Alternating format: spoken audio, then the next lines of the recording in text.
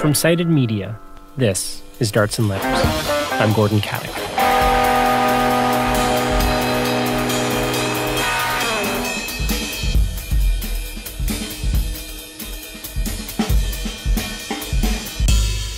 It all started with a thought experiment.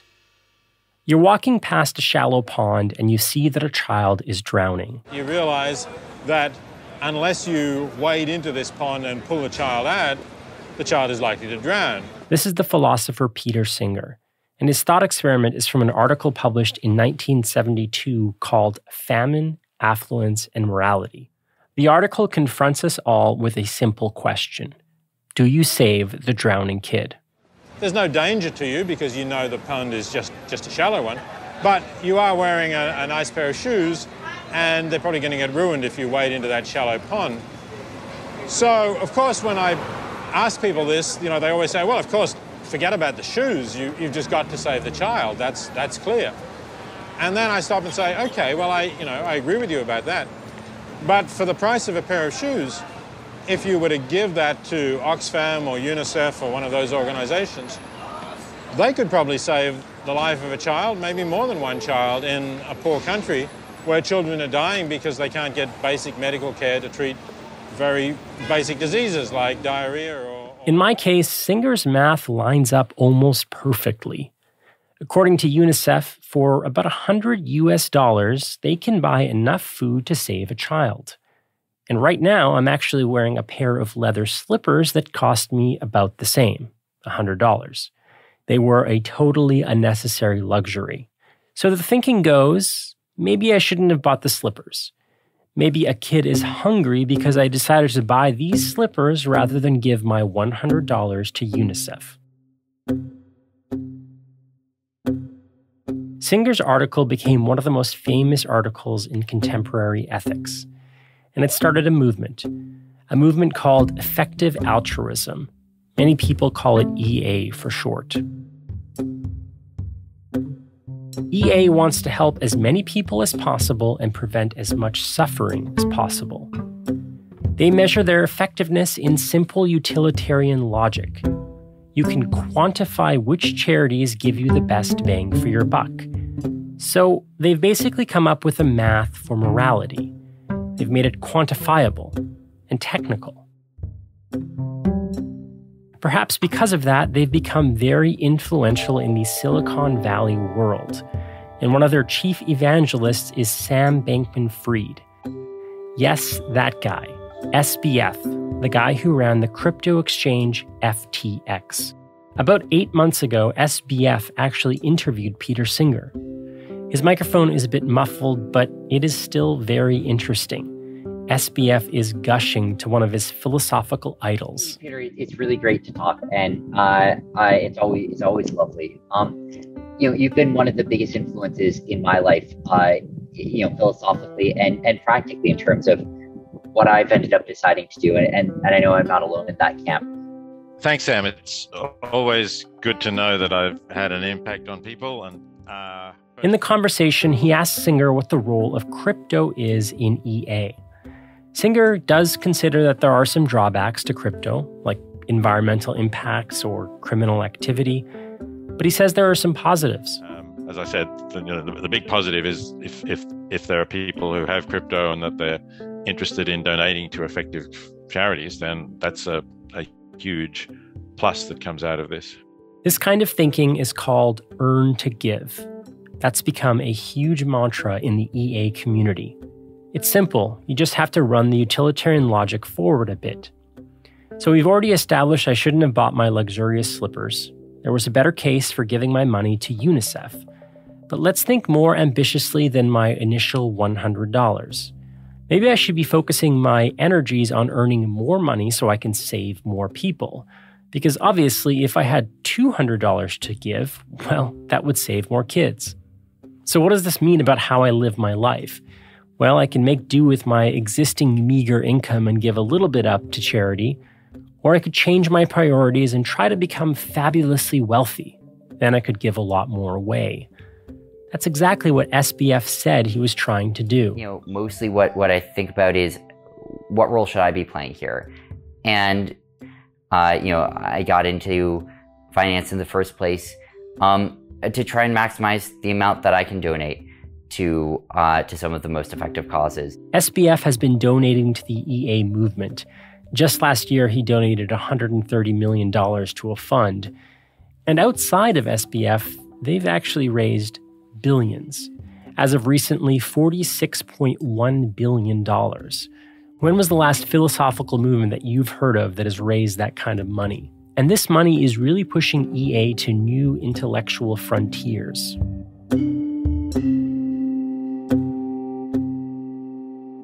Since the effective altruism movement has broadened out to include a lot of different ways of trying to help the world, because obviously not everything is direct. And there are a lot of things that have broader but thinner impacts or harder to evaluate impacts. And that doesn't mean they don't matter. It doesn't mean they do matter either. It's you need to analyze it one way or another.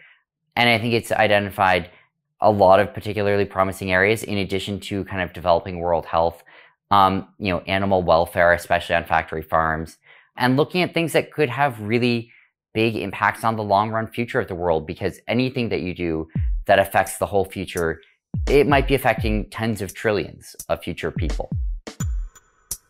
Yes, you heard that right. Tens of trillions of future people.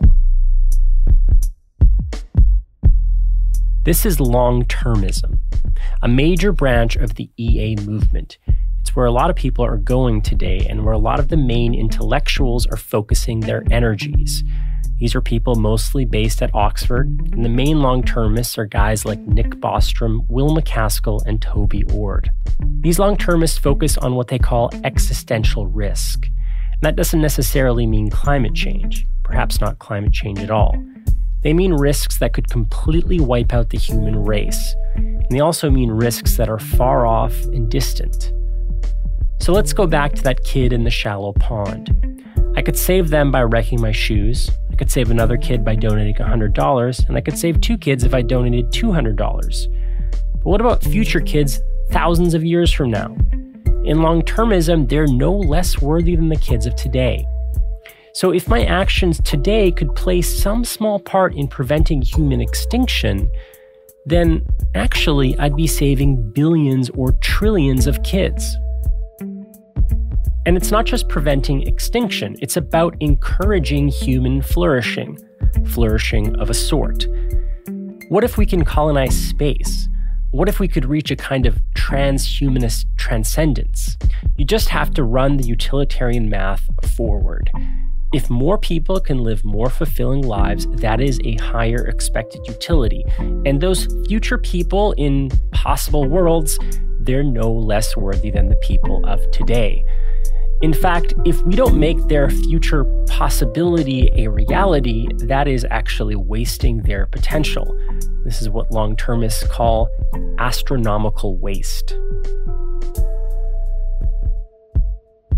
This leads to some strange calculations and some rather strange philosophical conclusions, like saying that technological development is the single most important cause that all utilitarians should commit themselves to, or saying that rich people are more important than poor people because rich people have a better chance of improving the long-term potential of humanity. These are all ideas that major long-termists have argued, and ideas that SBF is directly funding. Well, was funding. Meanwhile, prices of digital currencies fell sharply over the weekend after the leading cryptocurrency exchange, FTX, filed for bankruptcy on Friday. Overnight, it wiped out nearly all the wealth of 30-year-old CEO Sam Bankman-Fried. FTX has filed for bankruptcy. They had this investment arm that was making risky bets with people's deposits. When people found out, there was a 3-day bank run. FTX has closed its doors and depositors are out $8 billion. And Longtermism is out one of its major donors and chief evangelists. So the movement is having a serious reckoning. And today on Darts and Letters, we dig deeper into Longtermism and their complicated moral math. We do so by speaking to one of their proponents. Well, former proponents. That's after the break. Darts and Letters is part of the Harbinger Media Network. Harbinger is working to battle Canada's right-wing media and build a genuine left alternative. I think you should support that.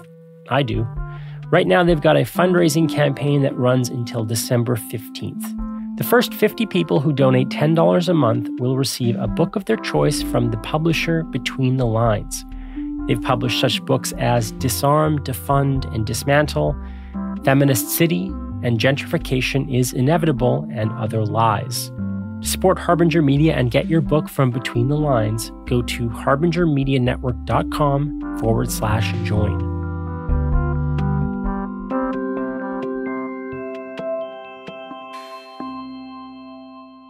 Émile P. Torres studies existential risk at Leibniz Universität, Hanover. They initially found long-termism quite appealing. In fact, they were part of the movement. But Émile and long-termism had a bit of a falling out. Émile is now one of the movement's sharpest critics. Today, they are our guide through the complicated moral math of long-termism and the bundle of techno-utopian ideas that come with it. Long-termism is a word that was coined in 2017. But the idea goes back really to the early aughts, perhaps even a little bit before that, in the work of Nick Bostrom. The central aim of long-termism is really to reduce existential risk, where existential risk is any event that would prevent us from creating some kind of utopian world among the stars with, astronomical numbers of people. So I initially got introduced to the notion of existential risk through the idea of transhumanism. And, existential risk was initially defined specifically in transhumanist terms as just, any event that would prevent us from realizing the transhumanist project of radically enhancing ourselves and thereby creating this, techno-utopian world in the future. And so at first I found transhumanism to be quite alarming. In order to realize the transhumanist project, it's necessary to develop various technologies, emerging technologies like nanotechnology, synthetic biology, genetic engineering, and advanced artificial intelligence. And it turns out that these technologies seem to carry greater risks with them than any technologies we've ever created before. Transhumanism says we need to develop these. If we don't, the transhumanist project will never succeed. But on the other hand, developing them runs the risk that these technologies will destroy the transhumanist project itself by perhaps destroying humanity. And so that was my initial introduction to this general area. And at first I was very much a critic of it, but, sort of realized that, or came to the conclusion, which I think is somewhat wrong now, that a lot of these technologies cannot be stopped. They're the enterprise of technologization is not something that has any brakes. So rather than try to fight the development of these technologies, one should sort of join the team and see if you can sort of shape the way they're developed to make the future as safe as possible. Because one of the Bostrom arguments, right, is that if we don't do it, sort of outlaws will, and therefore better to bring it into the fold than to forbid it because there's no way to properly forbid it, right? Exactly right. Yeah. So part of the argument is that actually, if you try to regulate it, if you try to impose, broad moratoriums on entire fields of emerging science, what you're really going to do is just drive that science underground. As you start to consider these transhumanist technologies, does that lead you into the arms of long-termism, essentially? Yeah. So the idea of existential risk, you could see it as the thing that connects the early transhumanism, the late 1990s, early 2000s, with long-termism later on. Because the idea is central to both transhumanism and long-termism. Initially, Bostrom thought, okay, an existential risk is any event that prevents us from creating this techno-utopian world of post-humanity. And then, shortly after that, he realized, actually, there could be not just this techno-utopian world, but an enormous number of people in the future. And so all of that would be enabled by technology as well. And it would be very bad if we failed to create these people, because on the particular ethical view that they accepted, could exist implies should exist. So if there are possible people in the far future who could exist, they should exist, and hence failing to create them would be some kind of moral tragedy. This is how the idea of existential risk took shape And then once you have the effective altruists discovering this idea and realize like, oh, there could be a huge number of people in the future, and the best way to do the most good is to focus on these far future people, this idea of existential risk becomes very, very important to them. So this is through transhumanism to existential risk. For me, it leads directly to the long-termist ideology. So long-termism is this particular ideology. It's relatively new, although it has roots, going back several decades. But this was a worldview that Bankman-Fried avowed to accept, to be an enthusiastic advocate of. In fact, he mentions in a New Yorker article that was published shortly after MacAskill, his book came out, he talks about how he's really kind of no interest in global poverty. He's really focused on the very far future. So it's unsurprising to critics like myself that Sam Bankman-Fried's, that perhaps, he engaged in a little bit of fraud in an effort to make money to keep his business going. Because his explicit aim from the start, when he first got a job at Jane Street, global proprietary trading firm, and then pursued crypto. To quote a journalist, it was to get filthy rich for charity's sake. And the charity that he had in mind in particular was Longtermism. And also that he was a long-termist before Will MacAskill ever came around to the view. When he, according to many biographies of him, what happened was, as he was graduating from MIT, he got a degree in physics. He was trying to figure out what to do with his life. And earlier on, he had thought, maybe I'll go into academia. And then he apparently went to a talk by Will MacAskill at MIT, and then later on went to lunch with MacAskill, where MacAskill introduced Bankman-Fried to this idea of earn to give. And so this is an idea that was developed specifically by effective altruists, according to which what one should do in order to maximize the amount of good one produces in the world is, rather than going and working for, say, a nonprofit, rather than doing many of the traditional things that one would do to try to improve the world, what you should do is you should pursue the most lucrative job that you can find and make as much money as possible, and then take that money and then give it to charities. And actually, that's a much better way to, for example, you might go work for a charity that if you hadn't got that job, somebody else would have gotten the job as well. Ultimately, maybe the charity has a maximum number of 10 people that they can afford to hire. Instead, if you go and work on Wall Street, for example, or perhaps even for a petrochemical company, something of the sort, then you can make so much money that perhaps you can give that money to that very charity such that they're able to hire 20 people instead of 10. So that's a better way to do good. So in the kind of EA worldview, is it conceivably justified to have a Ponzi scheme? Yeah, good question. It's, the community is overwhelmingly utilitarian. This is a moral theory that says that the ends justify the means. And so within the literature, within the effective altruism literature, there are statements about the importance of respecting common sense morality, of not thinking that the ends always justify the means, that, integrity is something that matters. But nonetheless, that's probably 5% of the literature. The rest of it is utilitarian. And so it's not like they explicitly say that, oh yeah, you should go and be involved in some kind of Ponzi scheme.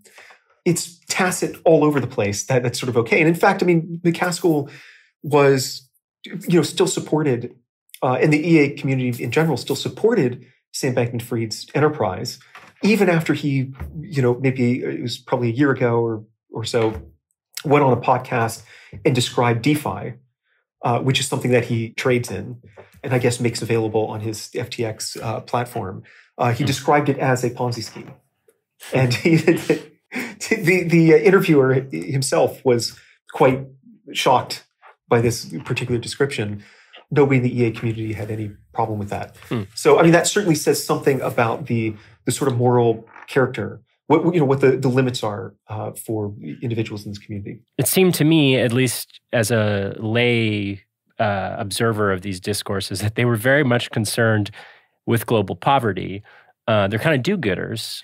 When did this shift happen? And is there a kind of tension within these communities, like in the sense that it seems to have lost its way? Or am I wrong in the sense that it didn't lose its way and this is kind of the inevitable conclusion of the kind of internal logic that they've built for themselves? I don't think it's the inevitable conclusion. It seems to have been somewhere the beginning of the 2010s when some of the early advocates of EA discovered some of the work by Nick Bostrom. Back in 2003, he published this paper. This is Nick Bostrom, who founded the Future of Humanity Institute in 2005, which a lot of these individuals are affiliated with in some way. And basically, the argument was that there could be an enormous number of people in the very far future. So, imagine that we colonize space, we build planet-sized computers spread throughout our future light cone, which is the region of the universe that's in principle accessible to us. And then on these computers run the vast computer simulations in which enormous numbers of digital people would live happy lives, net positive lives that are worthwhile. And so because the future could be so huge from a utilitarian perspective, what matters most is not focusing on, the current day suffering, but rather focusing on ensuring that as many of these people in the far future come to exist as possible. And it's not that current day people don't matter. It's that on the utilitarian view, everybody counts for one. Everybody counts for the exact same. So the crucial idea is that by virtue of the fact that the human population or post-human population could be so enormous in the far future compared to the human population today, we should therefore focus on the very far future. And so the key idea within effective altruism had to do with trying to maximize the goodness that one creates or introduces into the world. So it's about doing good better. So when they discovered these arguments from Bostrom that there could be, all of these people in the far future, they suddenly had this epiphany where they thought, okay, if I want to positively impact the greatest number of people possible, maybe what I should do is not focus on the 1.3 billion people in multidimensional poverty today, but the trillions and trillions and trillions of people who could exist in the far future. So even if there's a small probability that I might positively affect their lives, the fact that there are so many results in the expected value of focusing on them being much greater than the expected value of focusing on people who exist today. So that's where you get this sort of pivot. And absolutely there is a tension between long-termism, which is one of the three main causes within effective altruism, and the other two main causes, which are factory farming and global poverty. So, global poverty, on the long-termist view, you should care about global poverty and animal welfare, really only insofar as doing so would positively affect the very far future. So basically, if I understand the logic correctly, it's, let's say in the here and now, if I commit myself to improving the lives of the people around me, let's say I have a 50-50 shot of improving the lives of 10 or 20 people, versus I commit myself to building something new that might allow for a kind of technological advancement that would lead to a further human flourishing, and I have a 0.1% chance of succeeding. But if I were to succeed, I would improve the lives of 10 trillion people. On the whole, the latter probabilistically, consequentially seems like the better use of my time. Do I have that right? That's exactly right. Crunch the numbers. So you use this thing called expected value theory, that enables you to navigate situations in which you have an array of actions that you could take and there's uncertainty about the results. So in this case, you might invest in trying to create this technology. Maybe you'll probably fail, but if you succeed, the payoff is going to be huge. And so even if there's a low probability of success, if the payoff is big enough, then the expected value may still be very high. So you were studying, I'm just trying to get a sense of kind of situating you. At this point, you're a PhD student, where are you sort of in the community? You're looking at existential risk, and then you're seeing long-termism going, oh boy, what happened here? Or where are you kind of in the story? Yeah, initially, I should say I was very much an advocate of this worldview and really took it seriously. My personal situation was a bit unusual. but is actually very relevant to how I got into the existential risk field. Starting in 2009, basically became an independent scholar for various reasons. And I just recently became a PhD student to finally get that last terminal degree. But not being associated in any official capacity with a university has its downsides. But also on the positive side, it sort of gave me the freedom or latitude to pursue strange, new interdisciplinary topics of scholarly inquiry.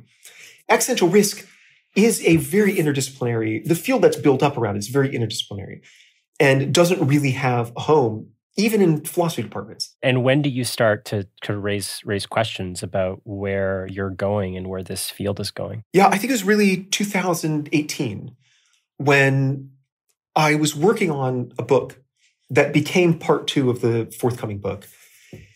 And the focus was the ethics of human extinction. And so for the first time, I really dove deep into the literature on the topic.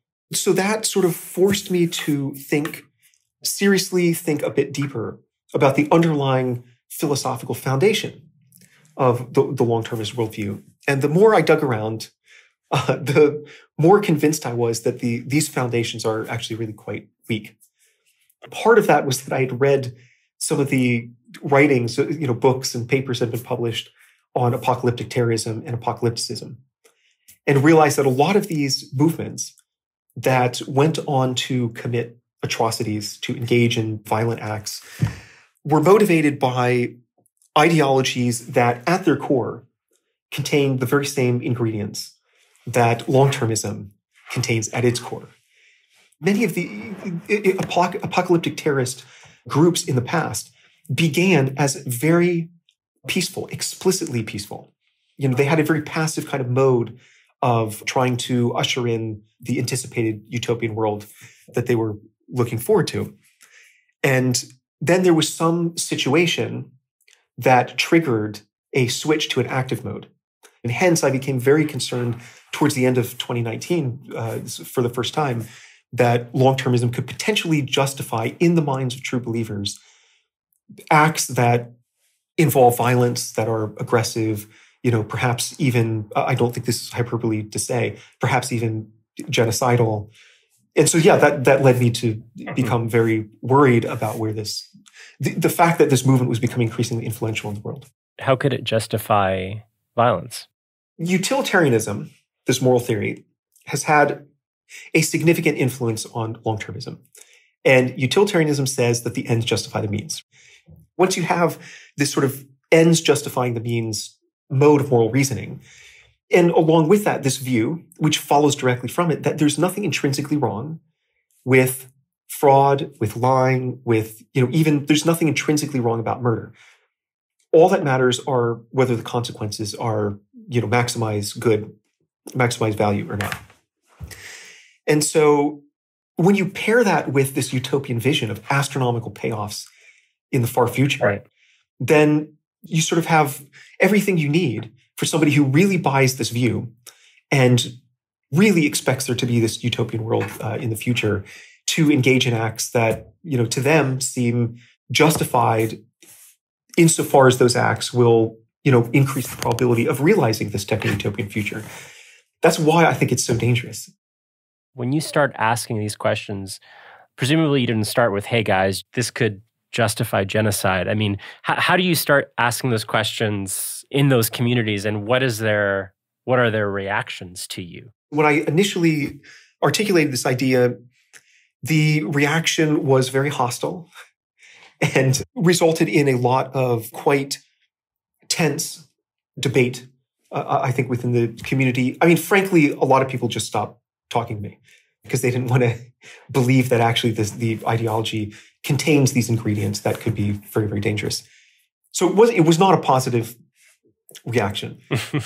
I read some of the Bostrom papers, and one of the things that is in there is there's a certain sense of, at least rhetorically, of intellectual humility, where he writes about, we can't know exactly what the right path is. So, for instance, people's sort of individual creative expression and freedom is important here.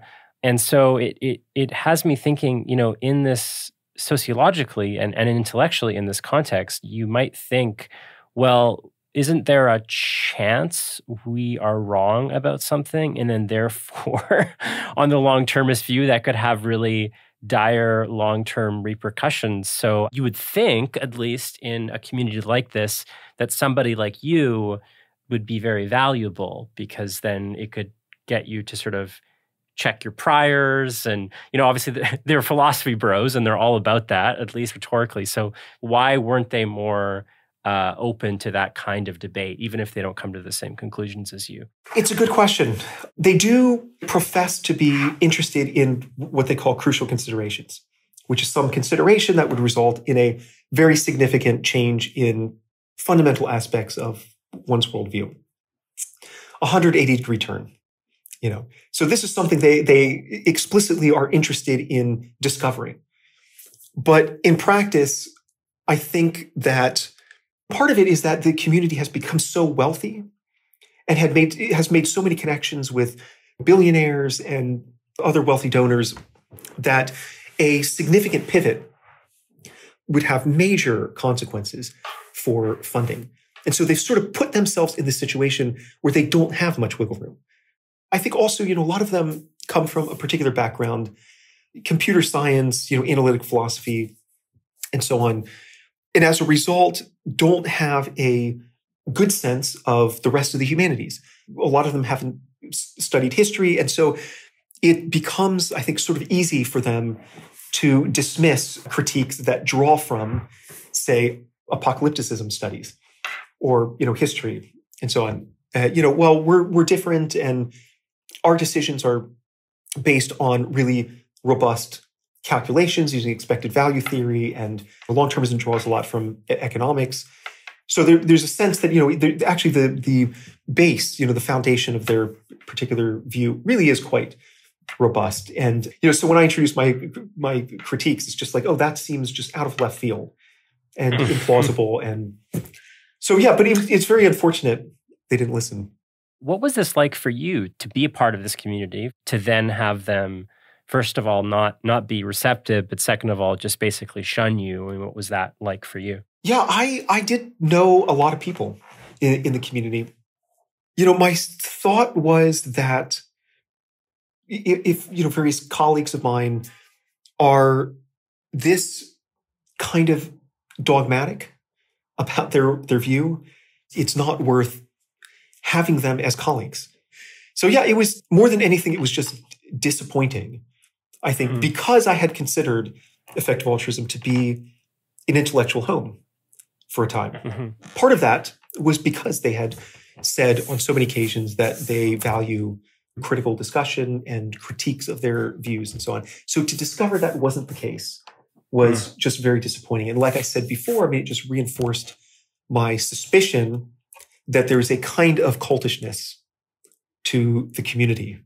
They're a bit dogmatic about some of their quasi-religious beliefs about the, this techno-utopian future among the stars with astronomical numbers of people in computer simulations. It is interesting how every article that I read about them, there's usually a quote where one of their adherents insists that they're not a cult. What is it that makes them cultish? On the one hand, it's what I was just mentioning, this sort of dogmatic adherence to, certain tenets of the worldview. Also, I would say the cultishness is associated with the fact that it's a very hierarchical community. And there's a lot of hero worship. So Will MacAskill would be an example of this, where, a lot of people look up to him, and the fact that he's the highest echelon of the epistocracy demands a kind of deference from underlings. Do they explicitly use the epistocracy, like non-ironically? Yeah. I don't think all of them use it, but definitely this is a term that's taken seriously, used seriously by people in the community. So yeah, I think it's also this sort of the hero worship of these individuals who are seen as especially bright, especially intelligent. IQ is something that matters a lot to many of these individuals, especially within the rationalist community, which is sort of overlaps very significantly with effective altruism. I think it's also worth pointing out the demographics. It's probably no accident here. I mean, I think it's a movement that's 76% white, 71% male, might be the other way around, those two stats, I can't remember exactly. But also it seems like basically all of them are people at Oxford and now billionaires and Silicon Valley elites. So in this epistocracy is conveniently the very same people that are financial and intellectual elites today, which has me wondering to what extent are we maybe taking it almost like too seriously, in the sense, is it genuine or is it cynical? Like, I mean, are these people in a sense trying to, because their views, in some sense are quite radical, but in another sense are very mundane, because they have this unflinching faith in technological progress and innovation and individual liberty and the market. So it seems like it is just exactly what financial elites want. It's kind of a, like in your own writing, right, as it's a kind of capitalist fever dream. So is it even a genuine intellectual project, or is it essentially something that's being used to kind of give cover for people like Elon Musk, SBF, and co. to continue their ways? My guess is that a lot of the major, most prominent exponents of this view really do believe in it. But it's a really interesting question about whether individuals like Elon Musk do. A lot of what he does, founding companies like Neuralink, co-founding OpenAI, SpaceX, even Tesla to some extent, make perfectly good sense when viewed through the lens of long-termism. But it could also be that he has just this personal interest, this dream of, well, as he has put it before, to quote him, that he wants to die on Mars, just not on impact. So it's just, a lot of kids become enamored with this idea of space colonization. He's sort of a man-child with all this money. So maybe he wants to colonize Mars, ultimately for just kind of personal reasons. He just wants to go there. And then this ideology comes along, which dovetails perfectly with what he perhaps already wanted to do anyways. And so this can provide a kind of ethical pretext for what he was going to do already, and consequently make him look even better. Like, yeah, I wanted to go to Mars long ago, but now actually there's this ethical framework that says going to Mars is what we should be doing. Right. Mars is a stepping stone to the rest of the universe, and the rest of the universe is where we create astronomical amounts of value. When I ask a question like that, I should say, I mean, it strikes me that it's never one or the other. Like, it is, in a sense, these people could be thoroughly genuine in their convictions, but it just so happens that the material interests push them towards pursuing certain questions and ostracizing people who ask the questions they don't like because of all the money that's involved, because it's just such a break to really challenge their own way of life. But I'm interested in kind of to ask us a generous question of EA and of long-termism. It does feel to me that, of course, all of us feel this sense of existential risk and ontological sort of insecurity. And we also struggle with how to be good people. And in the context of the existential risk that we feel, they came along and I think they filled a void. And I think a lot of people probably that get attracted to this movement get attracted for very probably admirable reasons. And who else is asking the question? So I just want to get your sense on that. But also, if not them, where does one go to sort of address issues of the sort that they are addressing? Yeah, great questions. I do think that transhumanism and now long-termism do fill the same sort of role that religion had. In fact, I mean, speaking of Julian Huxley, he was talking about essentially the idea of transhumanism going back to the early 20th century, not just after World War II. And one of the books in which he discussed this idea was revealingly titled Religion Without Revelation.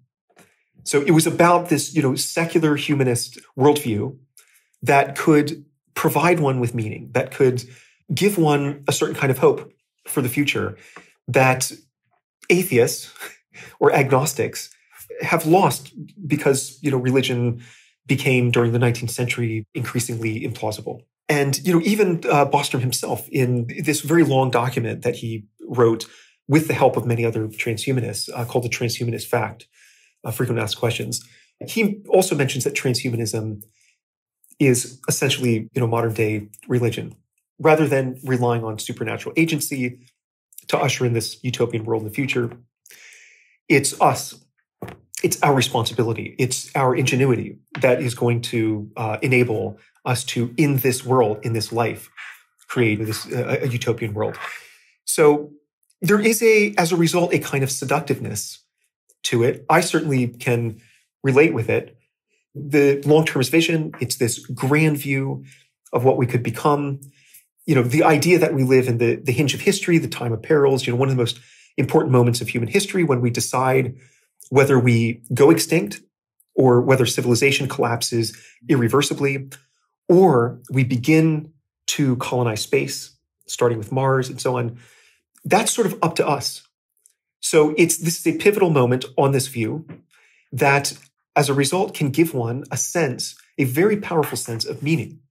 That, astronomical value might, whether or not this is realized or foreclosed forever, might depend on, what I do today. I mean, one thing I would say is that the other two cause areas that effective altruists focus on, I think are good.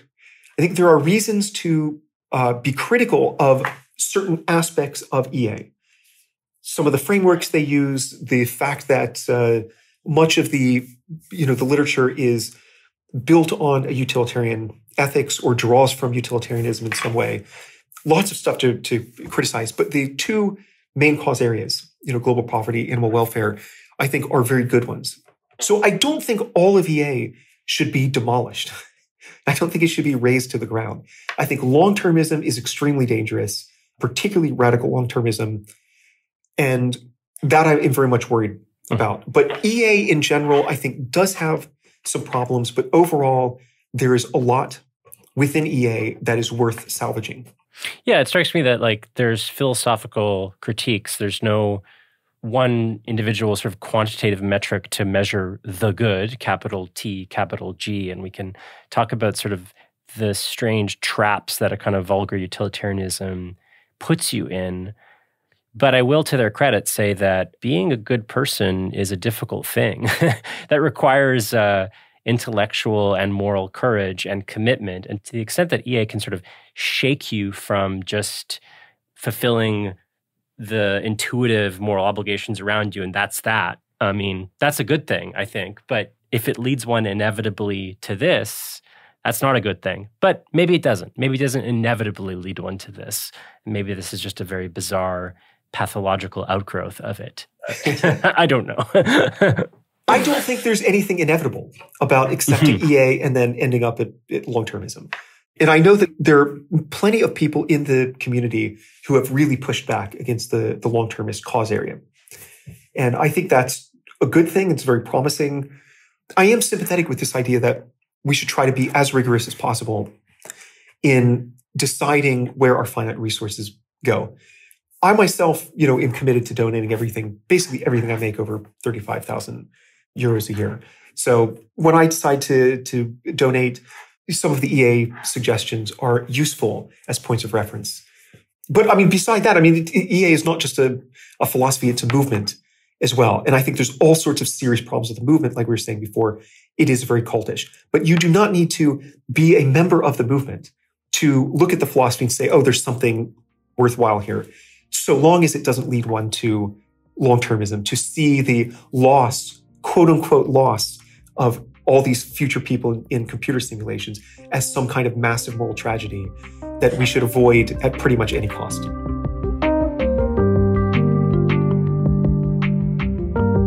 That was Émile P. Torres. You can find their writing in many places like Aeon, the Washington Post, Slate, and other venues. But the best place to go is their website. That's xriskology.com. You can find it in our show notes.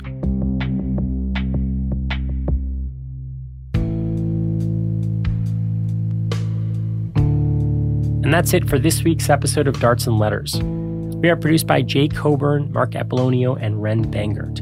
As always, our theme song and outro was composed by Mike Barber. Our graphic designs are by Dakota Koop, and I'm your host and editor, Gordon Caddick. This is a production of Cited Media, and we are backed by our generous patrons.